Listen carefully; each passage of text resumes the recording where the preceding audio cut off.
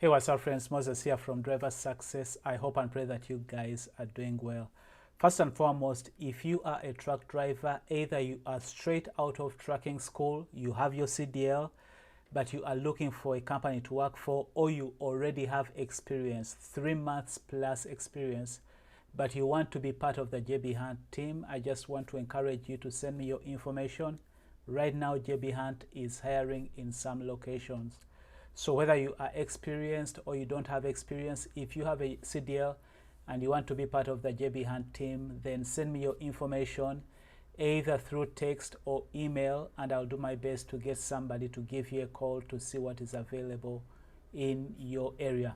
If you decide to go straight to JB Hunt, when you talk to a specialist like a recruiter, let them know that I referred you. Give them my name, which is Moses, and my alpha code KANM8, and let them know that I referred you. Other than that, today I want to talk about a topic that I think is important for those of you that are just starting out as truck drivers.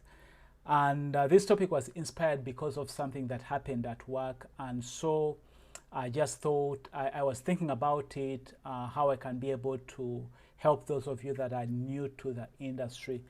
And I realized that if I decide to talk about everything that I want to talk about in one video, it will end up being a long video. So what I'm doing is I'm going to divide this, I'm thinking probably into 2 videos. It may be 3, but I'm thinking I'm going to try my best to, I think I can be able to fit it into 2 videos. And just to give you a background again, because this video was inspired by what happened at work, I was told about a couple of weeks ago when I went to work, I was told that one of our drivers, a regional driver, got into an accident. And what happened is that he pulled off of the freeway, just like on the freeway, but you know, like pulling when you get on the side of the freeway. I think he wanted to, you know, like use the restroom. And so he pulled off, used the restroom, and then on getting back on the freeway, I think he didn't do it right, and so the car behind him, I don't know if he just cut it off or what the details are, but the car behind him ended up hitting him, you know, like running into him, and that car caught on fire, which means, which ended up, you know, like the person who was driving that car, I'm not sure if it was one person or if that person with somebody else, but they lost their lives. This is a situation that you don't want to be involved in. Actually, I was talking about it reminds me of another situation. Again, it was the company I was working at with in California. Something like kind of similar happened. I think it was something to do with maybe merging in two lanes, or our driver was just pulling back. Same thing happened. The car did not catch on fire, but it was a very bad accident. I don't remember if it involved a loss of life or not. But you and I don't want to get into that situation where somebody even ends up losing their lives, because that alone can end up putting you in a situation where you may end up serving some time in jail. But even if you didn't serve time in jail, it's something that stays with you. And so there are a couple of things that, as I thought of the situation, that maybe could have helped out, and those are the things that I want to share with you in these 2 videos that I'm going to be making. Again, as I said, that I can't cover everything in one video, so what I'm going to do in the second video, I'll kind of touch on the practical part of it, and that is how to, you know, like stopping on the side of the freeway. Sometimes you can't avoid it. Again, in this case, this gentleman wanted to use the restroom. Sometimes it may be an emergency. You may have to stop on the side of the freeway. But stopping is the easy part. Getting back is the challenging part. So knowing how to do that is very important. That's what I will discuss in the next video. But in this video, I just thought that one of the things that we can touch on is trip planning, because again, it comes back on to the subject of trip planning. Now, in most cases, when we think about trip planning, or the way we are taught about trip planning, is we tend to focus on the load, on the time we pick up that load, to make sure that we pick it up on time and to make sure that we deliver on time. So some people narrowly think of trip planning in that way. They're thinking of the load. They're thinking, oh, I have to make sure I pick that load up on time. I have to make sure I deliver that load on time. And so they think about trip planning just in terms of the load. And while that is part of trip planning, that you want to pick up that load on time, you want to deliver it on time, we have to realize that in between the pickup and the delivery, that gap in there is the most important gap. You'd rather deliver that load late, but you know that you have delivered it safely. So what happens between the pickup point and the delivery point is something that is very important. And so I'm talking about mostly people that do like over the road work, regional work. When you start out as a new driver, chances are you're going to start out as a regional driver, like going out with a trainer and getting that experience. And again, when we talk about getting experience, remember that it depends on which trainer you have. It depends on the situations you encounter while you are with your trainer.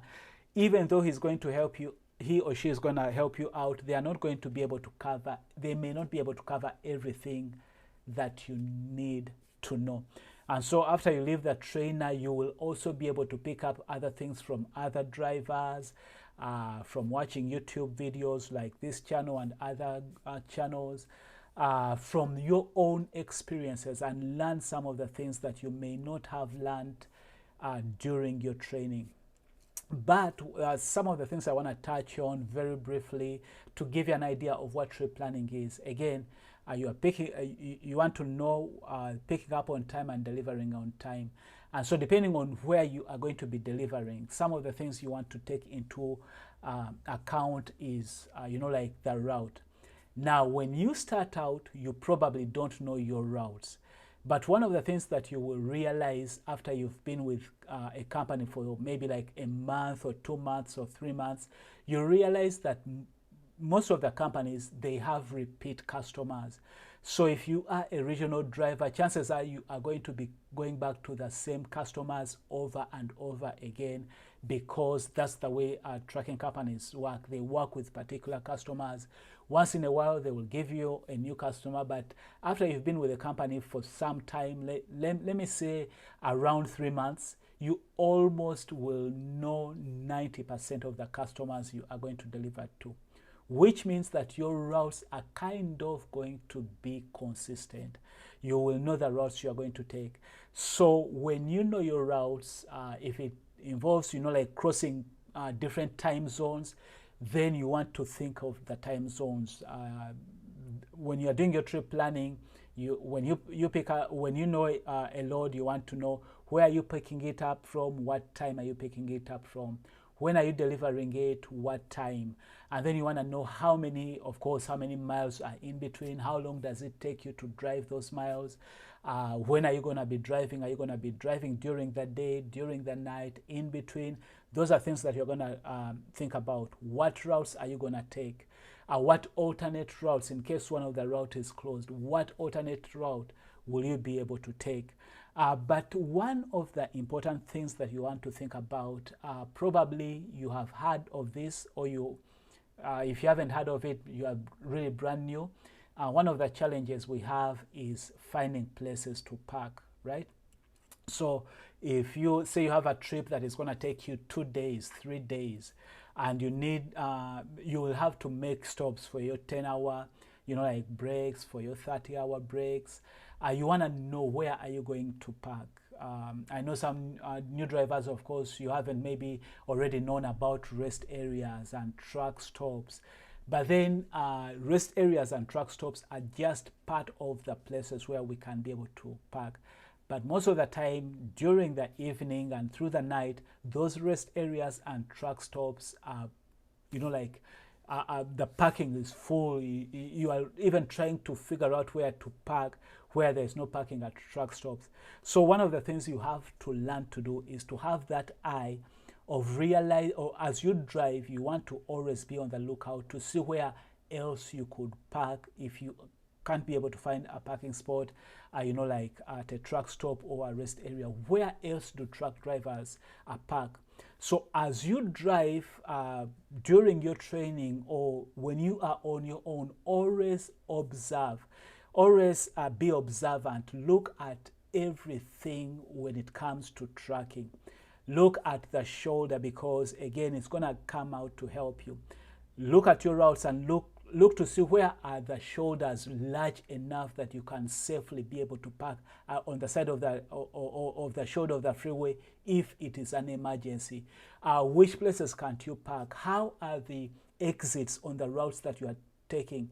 Are there some off and on easy ramps?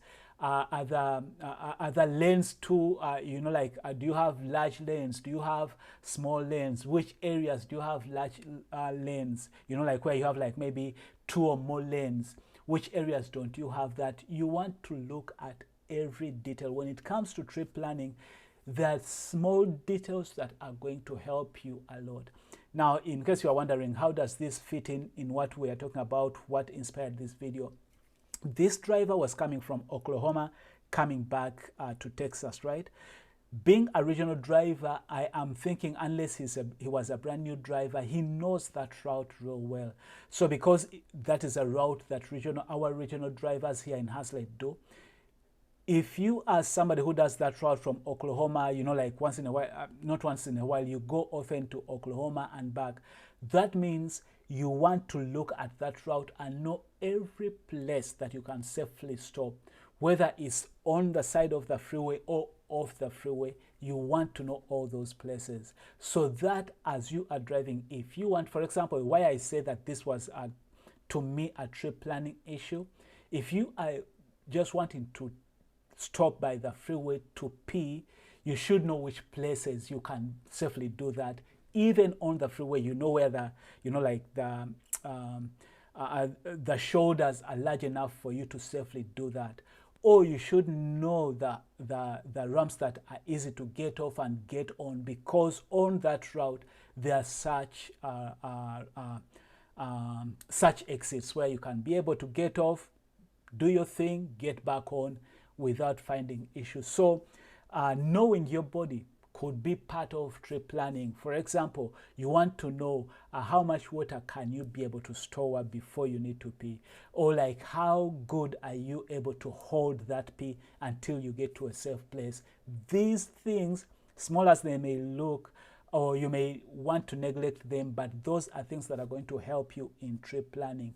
Where are you going to buy your food? What kind of, food do you have in your truck in case you can't make it to the truck stop? In case you are delayed by a customer, do you have anything in your truck that you can be able to eat? If at the customer there is nowhere you can buy food, these things are all part of trip planning. Now, these are things that sometimes maybe you may not think of as trip planning, because again, as I said, most of the times when we are thinking of trip planning, we are only thinking about the time we are picking up at the time we are delivering.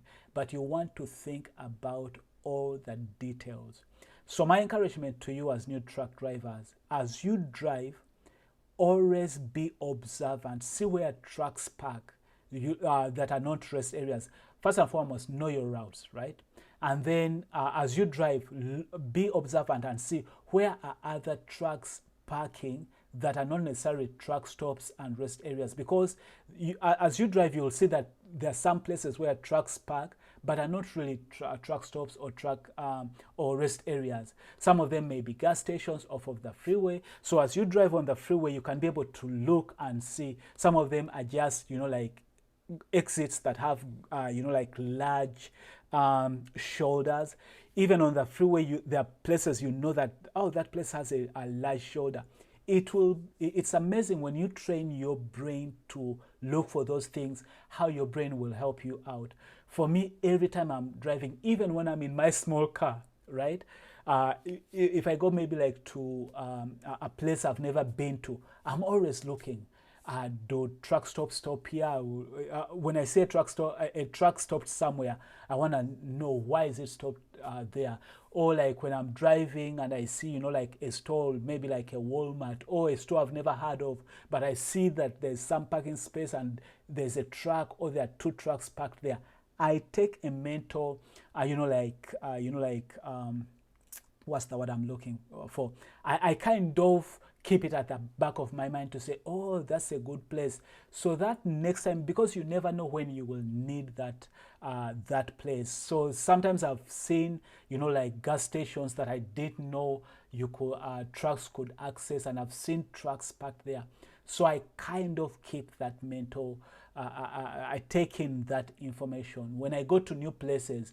One of the things when I'm driving on at new places, for example, when I get, you know, like they give me a load, a regional run, and I pass on a freeway I've never passed on, I'm always watching to see, because I'm like, okay, this is my first time going this side. I don't know if I will come back, but if I ever come back, I want to know where can I be able to stop by if I need to stop by and use the restroom. Because, you know, like when we are driving, our trucks are not like small cars where we can easily stop anywhere or go anywhere. So just keeping that at the back of your mind, always taking in that information whenever you see a truck, always take in that information. That all comes in as part of trip planning. I hope this information helps you.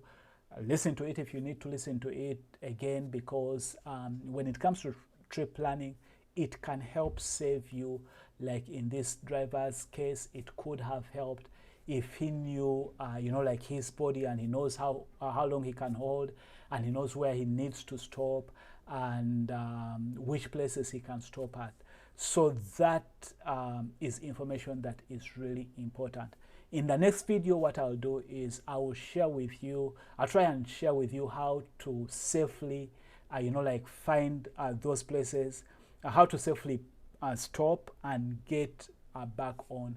So that's what we will talk about in the next video. If you have any questions or anything that you want me to cover, just send me an email, moses@driversuccess.com, or you can text me 877-MOSES50. All right, friends, stay safe and stay blessed. I'll see you in the next one. Bye-bye.